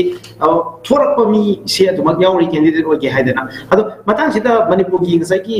ꯁꯤꯁꯇꯦꯝꯁꯤꯒꯤ ꯃꯅꯨꯡꯗ ꯍꯥꯏꯇꯥꯔꯦ ꯏꯁꯇꯥꯕ꯭ꯂꯤꯁꯃꯦꯟꯁꯤꯒꯤ ꯃꯅꯨꯡꯗ ꯇꯣꯉꯥꯟ ꯇꯣꯉꯥꯟꯕ ꯄ꯭ꯔꯣꯐꯦꯁꯟꯗ ꯃꯥꯏ ꯄꯥꯛꯅ ꯊꯕꯛ ꯇꯧꯔꯝꯃꯕ ꯃꯤ ꯃꯌꯥꯝ ꯑꯃ ꯊꯕꯛ ꯊꯥꯗꯣꯛꯑꯀꯥꯟꯗ ꯊꯣꯔꯛꯏꯌꯦꯕ ꯊꯣꯔꯛꯑꯀꯥꯟꯗ ꯚꯣꯠ ꯂꯦꯞꯀꯦ ꯀꯥꯏꯅ ꯈꯜꯂꯛꯄꯁꯦ ꯃꯣꯏꯒꯤ ꯄꯦꯟꯗꯕꯁꯦ ꯄꯦꯟꯗꯕꯒꯤ ꯏꯟꯇꯔꯄ꯭ꯔꯤꯇꯦꯁꯟꯁꯦ ꯃꯁꯤ ꯑꯩꯈꯣꯏꯒꯤ ꯃꯅꯤꯄꯨꯔꯗꯁꯨ ꯅꯠꯇꯦ ꯏꯉꯥꯟ ꯉꯥꯟꯅ ꯍꯧꯖꯤꯛꯀꯤ ꯗꯤꯜꯂꯤꯗ ꯇꯧꯔꯤꯕ ꯑꯥꯝ ꯑꯥꯗꯃꯤ ꯄꯥꯔꯇꯤꯁꯤ ꯃꯥꯒꯤ ꯂꯤꯗꯔ ꯑꯣꯏꯔꯤꯕ ꯅꯨꯄꯥꯁꯤ ꯑꯔꯕꯤꯟ ꯀꯦꯖ꯭ꯔꯤꯋꯥꯜꯁꯤ ꯃꯥ ꯆꯨꯝꯅ ꯁꯨꯝ ꯃꯥꯏ ꯁꯣꯁꯤꯌꯦꯜ ꯃꯨꯚ ꯈꯔ ꯇꯧꯔꯒ ꯑꯆꯨꯝꯕ ꯄꯥꯝ ꯈꯔ ꯇꯧꯖꯔꯨꯕꯅꯤ ꯄꯣꯂꯤꯇꯤꯁꯤꯌꯥꯟ ꯑꯃꯅ ꯃꯉꯣꯟꯗ ꯆꯩꯈꯤꯕꯅꯤ ꯅꯪꯅ ꯑꯗꯨꯗ ꯌꯥꯝꯅ ꯂꯩꯕꯥꯛꯀꯤ ꯌꯥꯝ ꯉꯥꯡꯒꯅ ꯅꯪꯁꯨ ꯅꯔꯤꯜ ꯂꯩꯔꯒ ꯚꯣꯠ ꯂꯦꯞꯄꯔꯣ ꯊꯣꯔꯛꯑꯣ ꯂꯥꯛꯑꯣ ꯑꯗꯨꯒ ꯂꯩꯕꯥꯛ ꯉꯥꯛꯄ ꯌꯥꯎꯔꯔꯣ ꯂꯥꯛꯑꯣ ꯅꯪꯅ ꯁꯔꯀꯥꯔ ꯆꯩꯗꯣꯏ ꯁꯔꯨꯛꯄꯨꯗꯤ ꯁꯔꯀꯥꯔ ꯆꯩꯕꯩ ꯃꯍꯨꯠꯇ ꯅꯪ ꯅꯔꯤꯜ ꯂꯩꯔꯗꯤ ꯅꯪꯁꯨ ꯚꯣꯠ ꯂꯦꯞꯄꯨ ꯊꯣꯔꯛꯎꯗꯅ ꯑꯗꯒꯤ ꯃꯥ ꯑꯥꯝ ꯑꯥꯗꯃꯤ ꯄꯥꯔꯇꯤ ꯊꯧꯔꯦ ꯚꯣꯠ ꯂꯦꯞꯄꯦ ꯊꯣꯔꯛꯑꯦ ꯑꯗꯨꯅ ꯍꯧꯖꯤꯛ ꯃꯥ ꯁꯔꯀꯥꯔ ꯄꯥꯏꯔꯦ ꯗꯤꯜꯂꯤꯗ ꯐꯖꯅ ꯇꯧꯔꯤ ꯁꯨꯃꯥꯏꯅ ꯑꯩꯈꯣꯏꯒꯤ ꯃꯅꯤꯄꯨꯔꯗꯁꯨ ꯉꯁꯥꯏꯒꯤ ꯁꯔꯀꯥꯔꯒꯤ ꯊꯕꯛ ꯇꯧꯔꯝꯕ ꯃꯌꯥꯝ ꯅꯠꯇ꯭ꯔꯒ ꯁꯔꯀꯥꯔꯒꯤ ꯑꯦꯝꯄ꯭ꯂꯣꯌꯤ ꯑꯣꯏꯅ ꯂꯩꯔꯝꯕ ꯁꯔꯀꯥꯔꯗꯒꯤ ꯀꯔꯤ ꯃꯈꯜ ꯇꯧ ꯃꯤꯁꯤꯡꯁꯤ ꯁꯔꯀꯥꯔꯒꯤ ꯍꯧꯖꯤꯛꯁꯤ ꯌꯥꯝꯅ ꯀꯔꯞꯇꯦꯠ ꯑꯣꯏꯕ ꯒꯚꯔꯟꯃꯦꯟ ꯑꯃ ꯂꯩꯔꯝꯕ ꯇꯥꯔꯕ ꯅꯠꯇ꯭ꯔꯒ ꯃꯉꯣꯟꯗ ꯌꯥꯝꯅ ꯄꯥꯔꯁꯣꯅꯦꯂꯤ ꯅꯨꯡꯉꯥꯏꯈꯤꯗꯕ ꯃꯥꯅ ꯇꯧꯖꯅꯤꯡꯕ ꯀꯌꯥꯗꯨ ꯇꯧꯕ ꯉꯝꯈꯤꯗꯕꯗꯒꯤ ꯁꯔꯀꯥꯔꯗꯨꯒꯤ ꯅꯨꯡꯉꯥꯏꯇꯕ ꯑꯗꯨꯒ ꯃꯇꯝꯗꯨꯒꯤ ꯃꯟꯇ꯭ꯔꯤ ꯂꯩꯉꯥꯛꯄꯁꯨ ꯄꯦꯟꯗꯕꯗꯒꯤ ꯃꯁꯤ ꯑꯩ ꯑꯃꯨꯛꯇꯪꯗꯤ ꯌꯦꯡꯒꯦ ꯍꯥꯏꯅ ꯊꯣꯔꯛꯑꯒ ꯇꯧꯕꯁꯨ ꯌꯥꯎꯏ ꯑꯗꯨꯒ ꯖꯦꯅꯔꯦꯜꯂꯤ ꯑꯩꯈꯣꯏꯅ ꯁꯨꯝ ꯌꯦꯡꯕꯗꯁꯨ ꯃꯅꯤꯄꯨꯔꯒꯤ ꯂꯩꯔꯤꯕ ꯒꯚꯔꯟꯃꯦꯟ ꯍꯧꯈꯤꯕ ꯒꯚꯔꯟꯃꯦꯟ ꯀꯌꯥ ꯂꯩꯈ꯭ꯔꯦ ꯇꯣꯉꯥꯟ ꯇꯣꯉꯥꯟꯕ ꯄꯣꯂꯤꯇꯤꯀꯦꯜ ꯄꯥꯔꯇꯤꯁꯤꯡꯒꯤ ꯇꯣꯉꯥꯟ ꯇꯣꯉꯥꯟꯕ ꯒꯚꯔꯟꯃꯦꯟ ꯀꯌꯥ ꯑꯃ ꯑꯩꯈꯣꯏ ꯎꯈ꯭ꯔꯦ ꯑꯗꯨ ꯒꯚꯔꯟꯃꯦꯟꯁꯤꯡꯗꯨ ꯃꯃꯤꯡꯗꯃꯛ ꯄꯪꯍꯣꯡ ꯍꯣꯡꯕꯗꯧ ꯇꯧꯏ ꯃꯤꯗꯤ ꯄꯪꯍꯣꯡ ꯍꯣꯡꯗꯦ ꯑꯃꯗ ꯌꯥꯎꯕꯁꯨ ꯑꯃꯗ ꯌꯥꯎꯏ ꯑꯗꯨꯅ ꯊꯣꯏꯗꯣꯛꯅ ꯑꯩꯈꯣꯏꯗ ꯄ꯭ꯔꯤꯟꯁꯤꯄꯜ ꯂꯩꯕ ꯑꯗꯨꯒ ꯄꯥꯔꯇꯤꯒꯤ ꯌꯥꯝꯅ ꯋꯦꯜ ꯑꯩꯈꯣꯏꯒꯤ ꯗꯤꯐꯥꯏꯟ ꯗꯤꯃꯥꯔꯀꯦꯁꯟ ꯂꯩꯕꯁꯨ ꯀꯌꯥ ꯎꯗꯦ ꯑꯩꯈꯣꯏꯒꯤ ꯃꯅꯤꯄꯨꯔꯁꯤ ꯌꯥꯝꯅ ꯆꯟꯅꯩꯅꯔꯒ ꯑꯗꯨꯝ ꯂꯩꯕ ꯄꯣꯠꯅꯤꯅ ꯃꯁꯤꯗ ꯁꯔꯀꯥꯔꯒꯤ ꯂꯩꯔꯤꯕ ꯃꯅꯤꯄꯨꯔꯒꯤ ꯂꯩꯕ ꯒꯚꯔꯟꯃꯦꯟꯠꯀꯤ ꯁꯤꯁꯇꯦꯝꯁꯤꯗ ꯄꯦꯟꯗꯕꯗꯤ ꯌꯥꯝꯅ ꯂꯩ ꯑꯗꯨꯅ ꯂꯩꯕꯁꯦ ꯁꯔꯀꯥꯔꯒ ꯍꯛꯊꯦꯡꯅꯅ ꯊꯕꯛ ꯁꯨꯃꯤꯟꯅꯔꯤꯕ ꯊꯕꯛ ꯇꯧꯃꯤꯟꯅꯔꯤꯕ ꯗꯤꯄꯥꯔꯠꯃꯦꯟ ꯑꯃꯗ ꯊꯕꯛ ꯇꯧꯔꯤꯕ ꯃꯤꯁꯤꯡꯗꯣ ꯃꯣꯏꯗꯨꯅꯁꯨ ꯍꯦꯟꯅ ꯌꯥꯝꯅ ꯊꯦꯡꯅꯕꯖꯥꯠꯅꯤ ꯑꯗꯨꯅ ꯃꯗꯨꯒꯤ ꯄꯦꯟꯗꯕ ꯃꯌꯥꯝꯗꯨꯅ ꯇꯧꯔꯒ ꯑꯩꯁꯨ ꯃꯁꯤ ꯑꯃꯨꯛꯇꯪ ꯌꯥꯎꯔꯒ ꯑꯩ ꯆꯨꯝꯊꯣꯛꯀꯦ ꯍꯥꯏꯅ ꯈꯜꯂꯒ ꯊꯣꯔꯛꯄ ꯑꯣꯏꯕꯗꯤ ꯌꯥꯏ ꯑꯗꯨ ꯃꯊꯟꯗꯅ ꯍꯥꯏꯔꯤꯕ ꯄꯣꯠꯇꯨꯗꯤ ꯇꯧꯕ ꯌꯥꯔꯣꯏ ꯃꯣꯏ ꯑꯃ ꯑꯅꯤꯅꯁꯨ ꯇꯧꯕ ꯌꯥꯔꯣꯏ ꯑꯗꯨꯅ ꯃꯗꯨꯁꯨ ꯌꯥꯝ ꯐꯖꯕ ꯄꯣꯠ ꯑꯃꯅꯤ ꯑꯩ ꯄꯦꯟꯗꯕꯅꯤꯅ ꯑꯩꯍꯥꯛ ꯚꯣꯠ ꯂꯦꯞꯄꯒꯤ ꯑꯩꯁꯤ ꯀꯅꯥꯝꯇ ꯚꯣꯠ ꯊꯥꯗꯅꯤꯡꯕ ꯑꯝꯇ ꯌꯥꯎꯗ꯭ꯔꯦꯅ ꯑꯗꯨꯅ ꯚꯣꯇꯤꯡ ꯔꯥꯏꯠꯇꯤ ꯃꯥꯡꯍꯟꯗꯕ ꯑꯗꯨꯒꯤꯗꯃꯛꯇ ꯅꯣꯇꯥꯒ ꯄꯨꯊꯣꯛꯏꯁꯤꯅꯤ ꯑꯗꯨꯅ ꯃꯣꯏ ꯑꯩ ꯚꯣꯠ ꯊꯥꯗꯅꯤꯡꯕ ꯑꯝꯇ ꯌꯥꯎꯗ꯭ꯔꯦ ꯑꯗꯨꯅ ꯑꯩ ꯂꯦꯞꯄꯒ ꯑꯩꯉꯣꯟꯗ ꯊꯥꯖꯖꯔꯒꯦꯅ ꯑꯗꯣ ꯍꯥꯏꯔꯤꯕ ꯄꯣꯠꯇꯣ ꯃꯗꯨꯃꯛꯅꯗꯤ ꯑꯩꯈꯣꯏꯒꯤ ꯍꯧꯖꯤꯛ ꯁꯣꯂꯨꯁꯟꯗꯤ ꯑꯣꯏꯕ ꯌꯥꯔꯣꯏ ꯑꯗ ꯁꯣꯂꯨꯁꯟ ꯑꯣꯏꯒꯦ ꯍꯥꯏꯔꯒꯗꯤ ꯍꯥꯏꯔꯤꯕ ꯄꯣꯂꯤꯇꯤꯀꯦꯜ ꯄꯥꯋꯔꯁꯦ ꯀꯦꯞꯆꯔ ꯇꯧꯕ ꯑꯃ ꯆꯪꯏ ꯀꯅꯥꯒꯨꯝꯕ ꯅꯨꯄꯥ ꯑꯃꯅ ꯁꯦꯔꯤꯌꯁꯂꯤ ꯃꯥꯅ ꯄꯣꯂꯤꯇꯤꯀꯦꯜ ꯔꯤꯐꯣꯔꯃꯦꯁꯟ खर पामब अदु ओरगदि पॉलिटिकल पावर टू कैप्चर तौबदा पॉलिटिकल पावर कैप्चर तौबदुदि यामना अराइबा मीन्स अचुम्बा हाइगद्रा यामना इथिक्स की क्वेश्चन अम पॉलिटिक्स बराबर यावे याम इथिकल ओइबा मोद इथिक्स याम कंसर्न ओइबा मीदुनदि हाइबा पोतु यारोइबा अदुना अफबा थबक तौबताइ तौबदबु आइना तौबदोरिबा सीजन नगदोरिबा पांबैदुदि फत्तबा खर यावबा ताइ मरमदि पॉलिटिकल पावर कैप्चर तौनबा होनबदा आई पैसा दरकार लई कोई सुप तौन भोट काब दरकार लई आई मी सेम दरकार लई हाइबदु तौरकांद आइना पाबदु इम्प्लीमेंट तौबा याने अदुगा आई थंदगी भोट काननबा होनरगा आइना कारगा मयामदुगी मरक्ता यावख्रगा आई खतना लोइनमक सुंथोकनी हाइबदो ngamba phibam di lakpa yai but adubu ma mathanda di awabo ni ngasai gi irak naraga taba haibado adum tani aduna aikoi gi situation si samna haraga di amna vicious oraba situation amada leire ana sigi vicious circle manungda ungaga leirabani na masidagi aikoina amada blame ge adum tawraga leibase masi koknabagi amata ngar pampai di aina hajini aikoi candidate yamna thoribase perspective amarom da yengaga ayamba mayam thoragadi aikoida option kharadi leiredana aduga discussion huji aikoina tawnaridana sumaina voter mayamna discuss tawnarakani karigi lepino kaidoino aduga afaba ama thoraga adan let us hope for the best habduni aduga fataba maraktagi afaba khanbase khwaidagi waba thaba amani aduna maduna aikoi voter singi dasana okay sir thank you so much sir yam fazana nambigre sir yamna masa khaina taina bigre tamo bu macho bidala sake tamo da lakchaning buje ahan buje tamo ikoi lighter note amada haidare tamo da lakchaning buje tamo je ikoi tajabada adu ikoi ju khanjabada manipur gi masak naiba political family amada ikoi belongs to haidane ikoi tajai ikoi gi matam amagi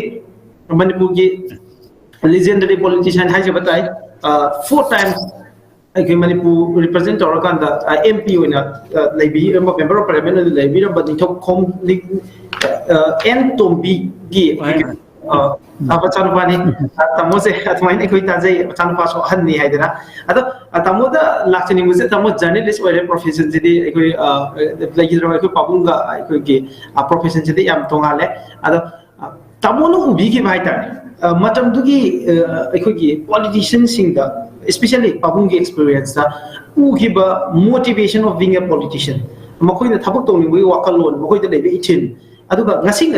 ꯑꯩꯈꯣꯏꯒꯤ ꯂꯩꯔꯤꯕ ꯄꯣꯂꯤꯇꯤꯁꯤꯌꯟꯁꯤꯡ ꯍꯥꯏꯇꯥꯔꯦ ꯂꯣꯏꯅꯃꯛ particular ꯑꯣꯏꯅ ꯅꯩꯅꯕꯒꯤ ꯋꯥꯐꯝ ꯅꯠꯇꯕ general ꯑꯣꯏꯕ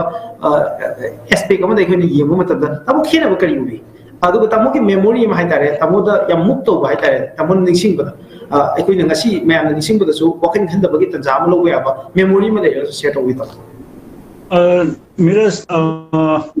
I am too young to comment on politics. Adugi perspective ta ko haibadi akoigi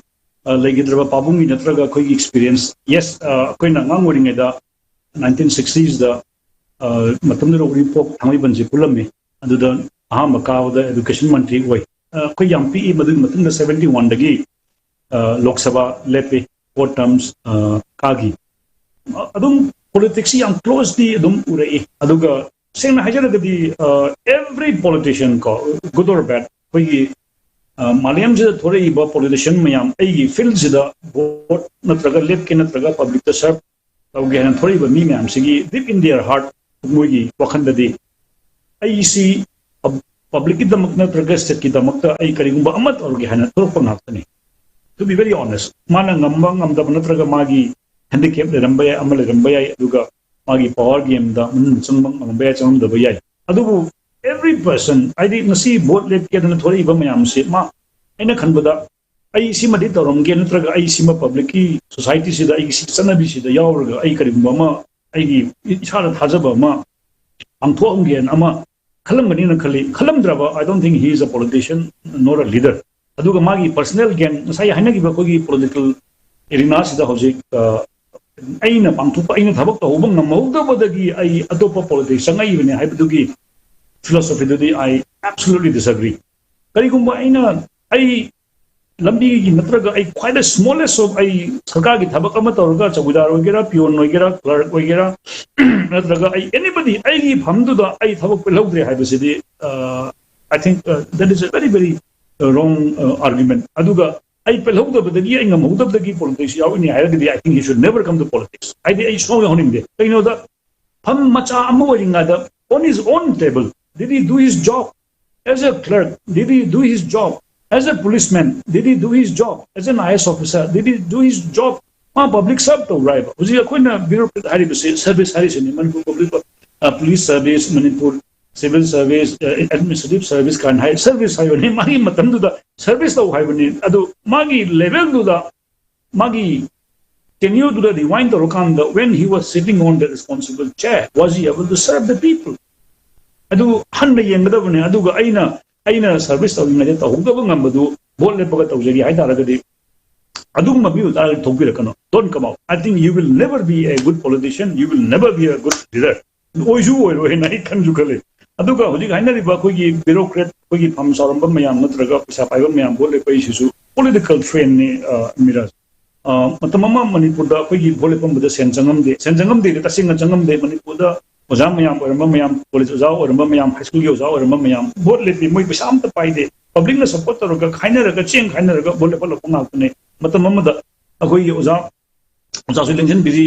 nahauri da matamdu da bol le pona yumdagi cheng khainaraga yumda chata ko lakuda pora khainar bimne hojikti aigi yumda aisi phawi haina nabi da makta lekai amada paisa tiluraga akoigi athen pot thela le hojikte to show that I am popular adu mana nundam na chalage piluraga hing thela libne matamamadi in reality politician mayam se koigi lekai natraga police exam mayam se public service to view haidana amata hote adagi atopa ama hojikana hainari besina retired orakanda amuk changak paibani aduga sisu laibak thibani habati hojik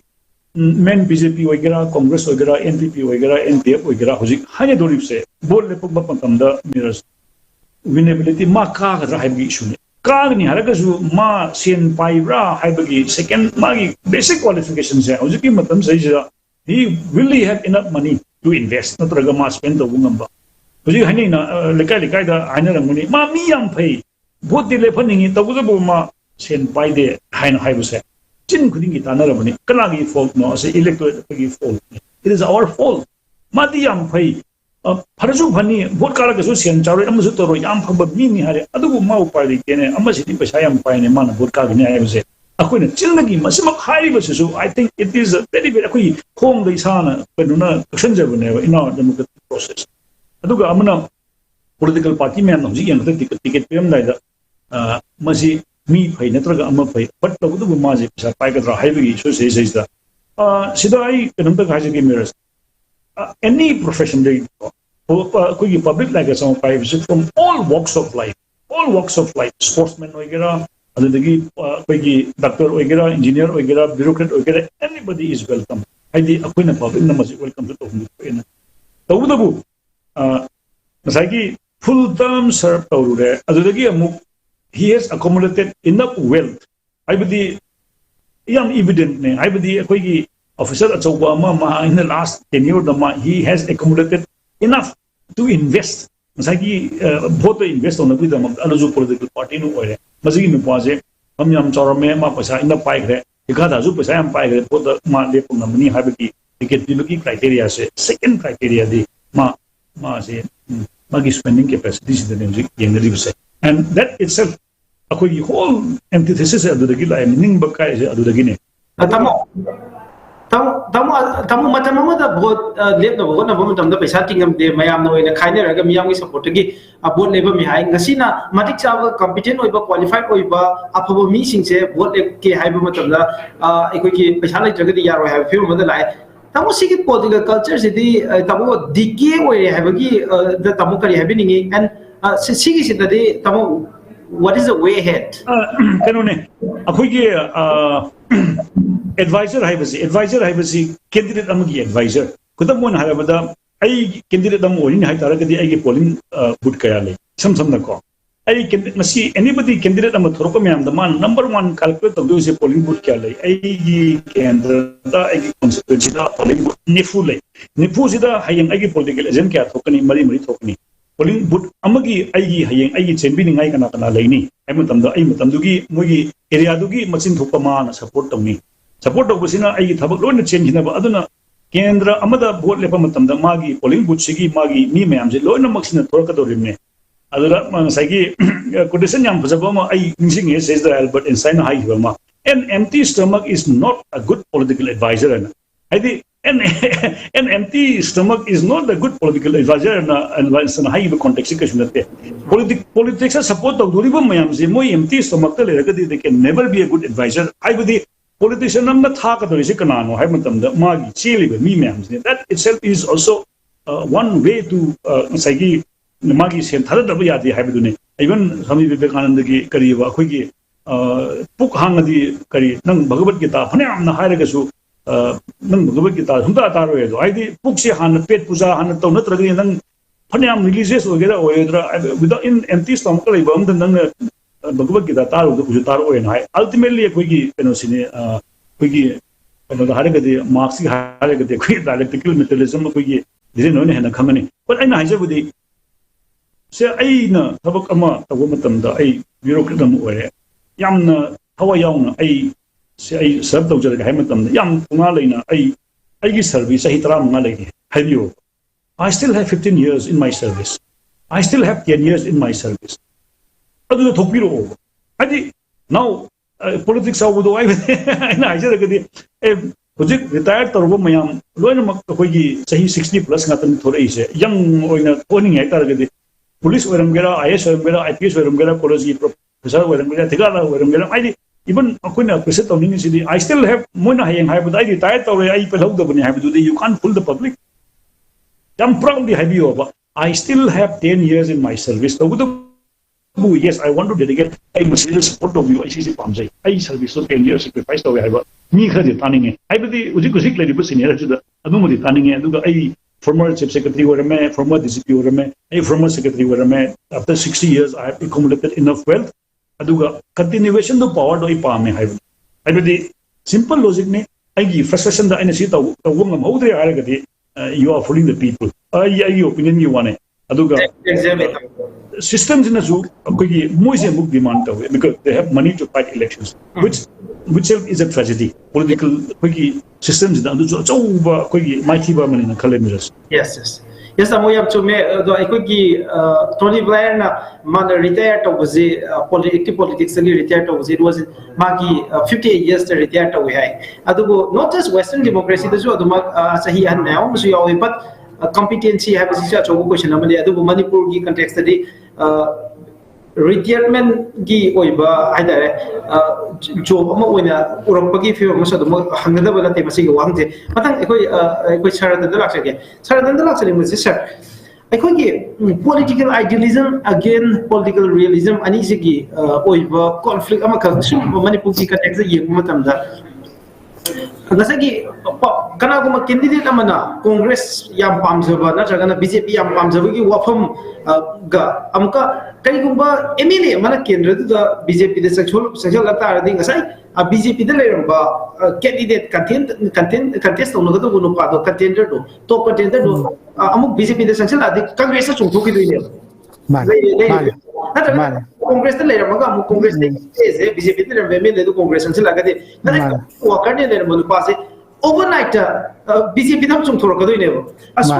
masagi political idealism yam naga hainari ba masagi moral principles ki masagi question me am gaje sir kamai yeng bi swai ji justify ka wena dum khanbi bra political circumstances in a pu bo mai kai du dum mayam se puiyena dum chakke do sarkar kai happening Masi aina sumawang ta so hijack politics si ekoi exigency of the situation hai tare situation dugi exigency da depend to bani na power gi game ni na aina sigi party sida leiraga di ayak ticket phangoi dore sigi party sida ayak vote le pada khudong chaba phangoi dore adu eraga di ai atopa party ma chonga atopa party sida gi lepaga di hena khudong chaba phangdori haibe si bana uraga mana uribudu landa chumbaduna tongan ba mani aduga chong bane ada ngasai gi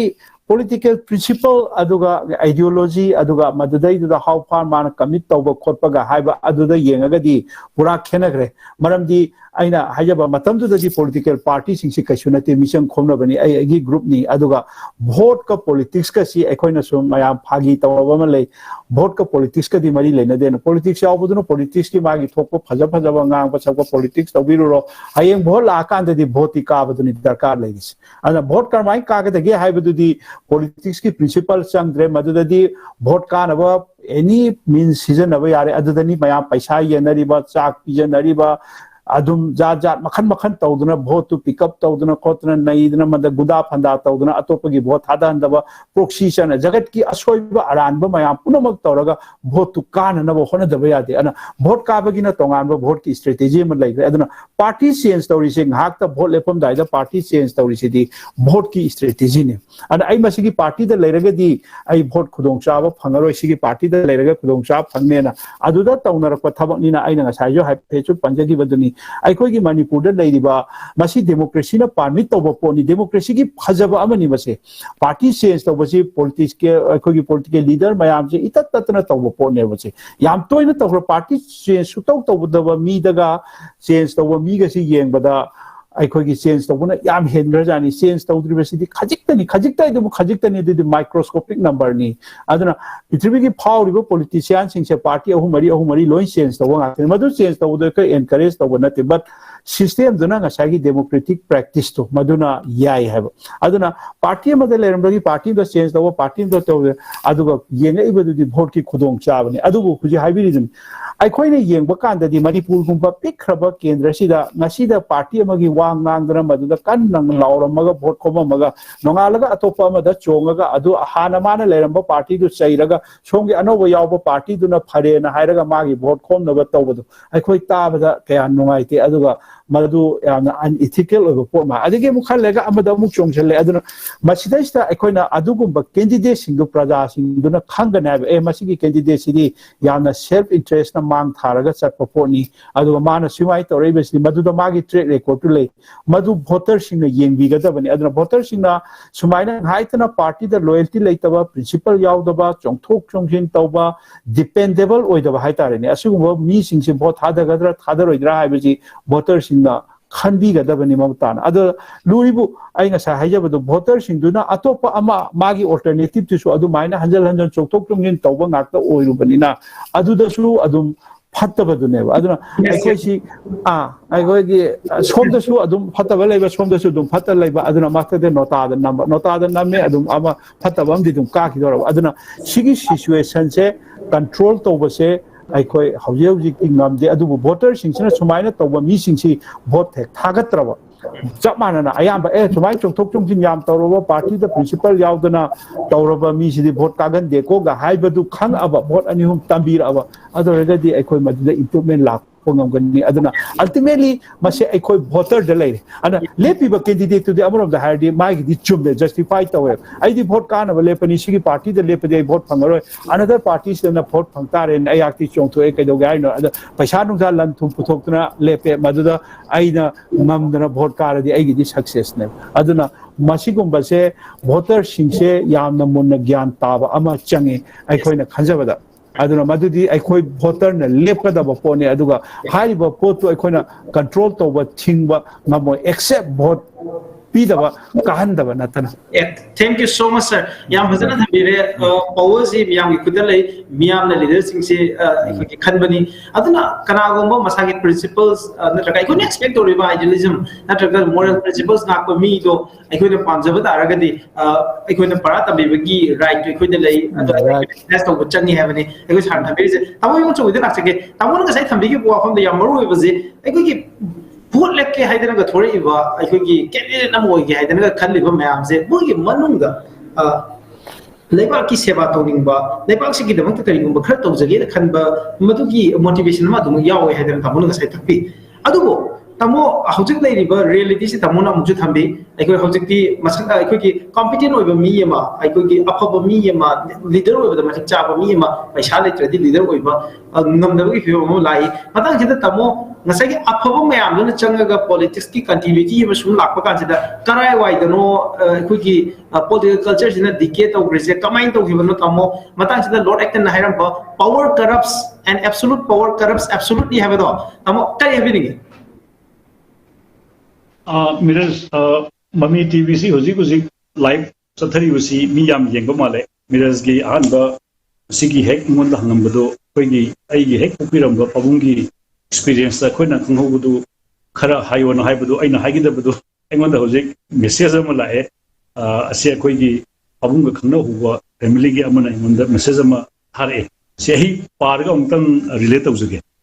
हाइबदी political मतममदा करमाइना हाइपेट मिसी अखोगी राजनीति संगे हाइबसे अखोगी grandfather अखोगी धौसे अखोगी अबुंगना याम पिइङादे लैगिदे मागी चही ज्ञान तादिङादे लैगिदे अदुगा अखोगी हेक अबुंगनसिना यामना वाना योक्लकने अखोगी अबोक्सी लुखाबी ओइदना अदुगा होल मणिपुर से खंगे अखोगी यामना लाइनबा family अमोइना हौरे adudagi like la sum tamakudagi MA ga lore adudagi DM college oza were adudagi amuk DM college oza oi basida apagi pabung se mayam rajniti yaw haina hai basida matum du yamna high government department da thamatraga government di college am da oza were gadi politics yaw yadabi da mukta sarkar gi thabak tok thoaga imphal college oza oena dum ama egi lekai gi anam na hoji ngonda message sabi dai matum du da moigi spirit to haipet हाइबदी आई politics औतारगदी सरकारी प्रोचारो यदुना पेगी Imphal college ओय कम यावे अदुगा मतमदुदा पेगी उलिपोक लेबा अहलमन सिंगना पेगी चानिंगाई तनिंगाई लेतबा मतमदु इदुदा पेगी अबुंग सेसदा मै समाज की सेवा यावदबनि फुकदबनि याम इनकरेज तवे एन हाय से फॉर एग्जांपल पेगी इनकना पेगी नेबरिंग केंद्र हुजिपुदी लेगिदे लाइवइग्रे पेगी तक चंद्रमणि अयाम सु लेरमनि को अदुदा खनबा हाइबनि कुइना college taningai matam school taningai matam da campaign taw matam da nang na pachoi gi pot karamba Dr. Chandramani si lukhabi ne yopni ado magi campaign da masamak na mogi lekai na kari karna pegi maje yam laira bani na dum haibu da yam lemna me matam sa haibudi maje lukhabi na yolapani aduga public ki sat tarukani haina adu bhoba haina rame hujikna amu on the contrary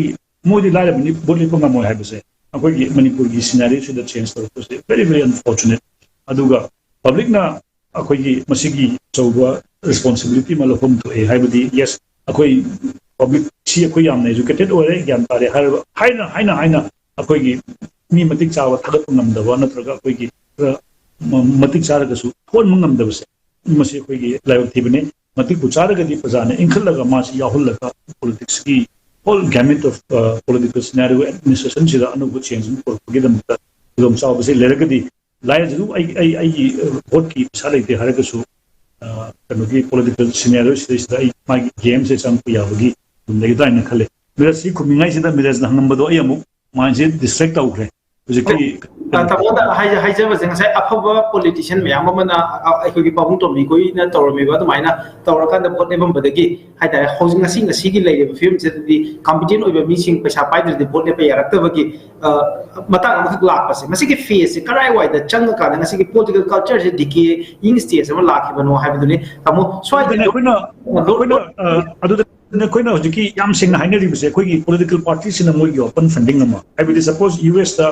political parties ma'am say very true Republican वगैरह democratic वगैरह मागी दी आइना पछाना पुतुकदा बनते माई party से ना पुतुकदा बने अदो तारगदी से BJP हाइरो अदुगा NPP हाइरो NPF हाइरो अदुगा मानो आइना अकोई पब्लिक तकी पछा खोमे नत्रगा अकोई सिदा पाइरे वोट की दमकता आइना ai अकोई केदर फबम पुथोए मागी जे कोई ना फाइट तो होनगनी हाइबगी अदुगुमगी ट्रेन अमा ओपन कोई ट्रांसपेरेंसी अमा अदुना पॉलिटिकल पार्टी मयाम ना पब्लिक तकी डोनेशन लौरगा नत्रगा मागी खोमगा आईसी फाइट तो होनबगी ट्रेन अमा मदिबोने कोई ना हारिसे अखोगी बोले पर मतंदा पार्टी अमना मागी पॉलिटिकल पार्टी दुर्गे फनमा पिरकनी एंड अदुदी याम मरो ने बी जस्ट पीनट्स अदु मागी हाना कैंडिडेट सिगी मागी लेजब रिसोर्स तुने मयामना तिरकदोरी बिसे अदु तारगदी मसिगी प्रोसेस सिदा अखोइना करमबगी पुतोगदगी हाइब मतंददी ग्रूम तब म दरकार ले ग्रूम तब म दरकार ले हाइ तारगदी पॉलिटिकल पार्टी सिंगी लाइन ऑफ थिंकिंग अदु ngसाई आइना हाइजबदो एवरी पर्सन आई कनोदा vote le bakke hari bise magi wakalon amari thora abane ai kari ma change ma pami ne tra ai simuli tawni habise mangon na ngamjada ba amma eramani adu koi di political system ju party gi ne ai gi phayeng BJP wagera congress wagera NPP wagera NPF wagera NIDP wagera magi portfolio magi karo ma manifesto ma thora kani manifesto si magi fulfill tawna bi damakta magi system ma thojara kani national party magi interest ma'am lakani adagi magi masa ki surum lakani candidate tuna mu vote khan labgi da mukta magi worker ma'am aina hajab albert instant haibudo an MT stomach is never a good political advisor haibudi and an MT stomach is never a political supporter adugi interpretation aina na sai ajigi adu targadi mazu politics yauna bagi da mukta magi vote amu mathang khan labgi da mukta mazu masagi on karigumba project amadagi magi share amma lawrga magi profit amma lawrga magi group tawna bagi whole trends dene political scenario ma akoina corruption haidra kaso trend ama change tawrise aduna hoji akoigi political supporter miyam na yenge bisu personate ABC sida karam da vote hadaraga ai karam da lawrga mana MLA or kan da mana mantri or kan da ai gisu kari hoja hobu ya bagi pandam da vote ni hoji to marise haibadi sengna hanan of the mirrors aina ek obu kidire ma support tawre ma ka grani ma mantri grani aina chahi ama on support tawri base mana ogra matung da aiju benefit khara phangani aiju thabak khara pangthokani haibadi mingone ki good tawse haibnate tawdu yes aigi thabak tawdu badagi aigi karam tawdu badagi ai livelihood na aigi position ma lakani haibadi ne hoje tawri base adu ne koi groupism amaga tawri su adu ne aduga yes political change natraga अखोगी train अमा चली बिसेजु लोंगो सोइदना लाखिगनि न खल्ली नमोन हारबदा अखोगी मोट मरी मंगा मानबा अखोगी train अमा दरकार लेना हाइसे अखोगी हुजिक मणिपुर दा हुजिक खुद मोना हाइसगे एनी पॉलिटिकल पार्टी से कांग्रेस वगैरह बीजेपी वगैरह एनपीपी वगैरह एनपीएफ वगैरह खोइना पामबदी यक लाउबा पॉलिटिकल एमएलए वरबा मतुंगदा मोय मंगा दुने खोइना पुरनबा पामी बसे हाइबदी irrespective of political party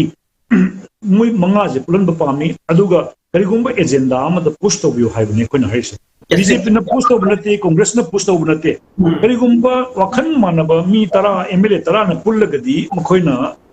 kudamona hajarabada ina toina hajarabaduni development se overall puraki hai tarabagadi comprehensive oiba state policy amada se ukhullagi oigera sanapati digi oigera tamingam digi oigera imphal east digi oigera MLA mari manga pullaga Manipur ki damakda growth ama akhoisi pami haibagi thinking level the irrespective of political differences asi pami haibagi pun bangamdugi wisdom ne koina hoji pami se Exec. Manipur da every subdivision khudimukta primary health center ma legadabani. Every subdivision da high school ma legadabani. Haibagi wisdom says the moina mukta godabani. Yes. Kuji unariba go to hill kaina hariba lastly go to valley mu haikadoribra. Very simple. No. Aina haijabadi MLA mayam kare iba mayam se moi pullaga think tank to pullaga Manipur ki wisdom of every district should have a hospital so every district should have a big college adugumbagi wakan pun mangamba wisdom dune koina hojik pamuse politics yawi ha taragadi wisdom dune aduga pasha pairamba mayam thikadar mayam dostu asigi wisdom da lakyu habida plato na haibodo haibodi pasha pairamasu thikadar or magasu bureaucrat or magasu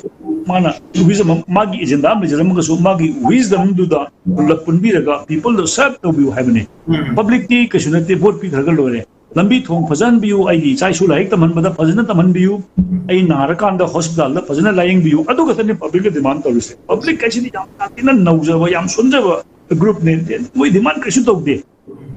solo lambi phazana sabiu ai na he narakan da hospital da phazana dai hidak ngan biu phazana lying biu adu da kine demand tawde public si yam phazane adu bu demand taw bungam pi bungam bu ne koina political thinker wisdom man hai se yes service ta koina hai se dune miraj. Okay, thank you so much tabo yam phazana thambire ai solution nama hai tare adum indicate tawe ai sarat na ngasai thambigi ba tamudire na thambigi ba then tamoi bungo chobi da thambire me am se optimism amadi adum ui hai tare masi ki optimism sina the yaure ba hope se masi dai ko yam phazana hopeful ora kanda anu go go mani boro por kan have ga sade du to se adum leire film sina ai ki anu go go pamba clean oiba paisa paijada ba matik leiba naharo sing oigera any competent oiba matik saba leader kaya ama anu go Manipur gi leader moina sengap ko thokpa leibra habse te chobo wang moiri puna masi da karam do wakal dagi politics sanga ibole no among active electoral politics saruk yara kanda candidate am oira kanda MLA oige among minister oige natragana lenga ki sasan de yauge habe gi wakalo si lai bano habsini adu iram da meri pass da hum bomo proke aduga iram da meri pass gi namta kari makhra taroge habe gi wakalo oira gadi madu de thagat pham thokpa dagi henba to man wakalo o hogolite mada asing Manipur da motion ta jalo jage noina ngasigi Manipur da lok ki paring na sadokchari ba battle for Manipur 2022 da sarga bigi ba ika kamazir ba guessing I starting from Professor T.S. RATAN Kumar the Saratan Department of English Manipur University kini Saratan bo thagachari kai khum luchari and also tamo and IBUNGOCHOUBI executive editor Manipur Mail senior journalist Loivana tamo DHIREN SADOKPAM editor in chief the Frontier Manipur tamo DHIREN je mai mukibagi problem malai bidagi mapu bhana yauba ngamgidre Loivana tamo so yaubi ramagi damak thagachari am sikai khum luchari Luena ngasih mana betul mi yang kami kita Manipur miau unsur MAMI TV ki base puno ko amukan thaka jabol ini kai kumlo uchari adom na ingbiri ba Manipur dalo ke episode se MAMI TV cable network MAMI TV Facebook page MAMI TV YouTube channel MAMI TV application amasung MAMI TV website ta live streaming tawjiri program ni program asik pam pam da amasung constructive feedback sing MAMI TV ki Facebook amasung YouTube ki thangda khangan bi pa gani mayam thaka chari mayam bobu ta kai kumlo uchari